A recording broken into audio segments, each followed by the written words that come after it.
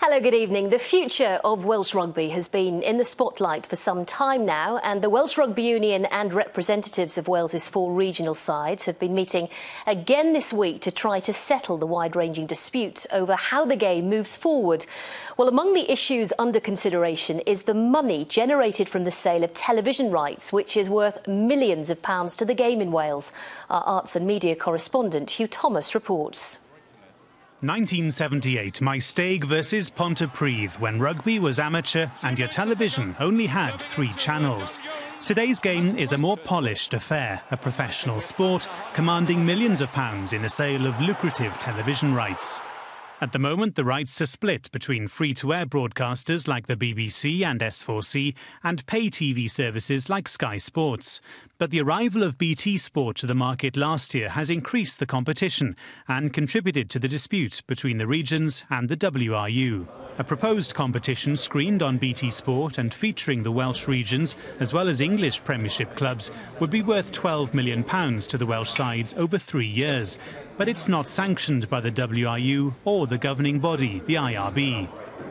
And there's added pressure for increased TV money, this time from France, where several Welsh players already get their games. This week, the top 14 signed a deal reportedly worth £60 million a year, double the existing TV agreement. The money that broadcasters are prepared to pay for rugby rights pales into comparison with something like football. But rugby remains an attractive prospect for those channels. And with an increasingly competitive market in future, it's likely they'll have to pay even more for the rights to show some of the most popular live games. One media expert at a law firm that advises the Cardiff Blues region says the competition for TV coverage has become intense. It is difficult for the BBC as well as ITV, S4C to maintain a place in the extremely competitive market for live broadcasting rights. The real value is in live matches as opposed to highlights. And I think that the terrestrial broadcasters will be increasingly dependent on highlights rather than on live fixtures going forward. While high sums may continue to be offered by pay TV companies for the rights to show live games, they're unlikely to attract the large audiences who watch matches on free-to-air channels.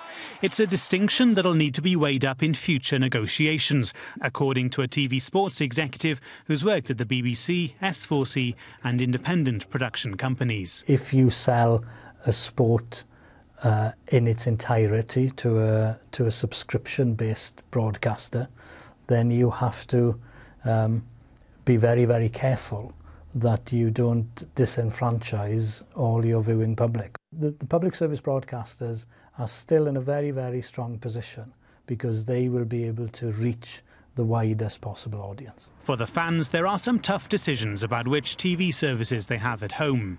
I think the key thing is that the product, so the thing that they're watching on the pitch is of sufficient quality to demand their time, and obviously the money that they're perhaps paying out in terms of the pay-per-view channels, and that comes down to obviously the quality of the rugby that's being played, but also the opposition. The passion for the game in Wales has continued into the professional era, but as well as the fans' support, today's TV rights deals remain one of rugby's most important sources of income.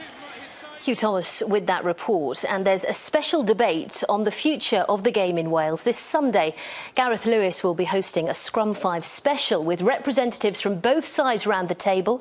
You can catch it at 6:15 on Sunday night.